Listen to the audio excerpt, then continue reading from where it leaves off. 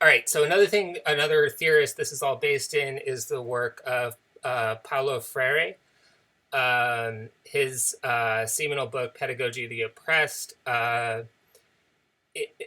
I'm not, Dr. Stevens, you might know this a little bit better than I do, but my vague understanding is that Pedagogy of the Oppressed kind of laid the groundwork for action research in the first place.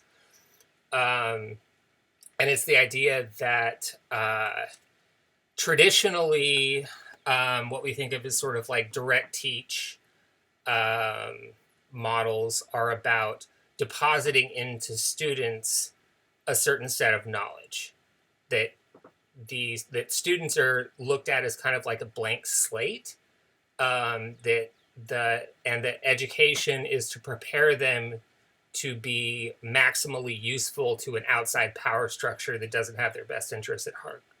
um, Critical pedagogy, which is what Freire establishes in this book, recenters marginalized people as the creators and collaborators of authentic knowledge. So it says that like real learning is going to come from the community, about the community, and is going to have the community as the authors of the education.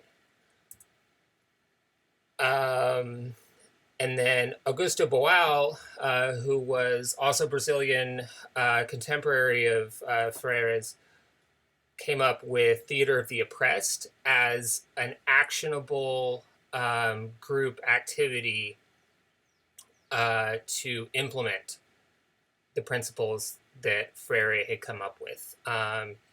And in his analysis, Aristotelian theater, which is what we kind of all understand as being typical drama. You go to see a play, there's like a protagonist, you're the audience, you're silent, there's a wall, there's a imaginary fourth wall, um, and there's a chorus and there's a protagonist, and that implicit in that, in Boal's analysis, is where we get the idea of an aristocracy.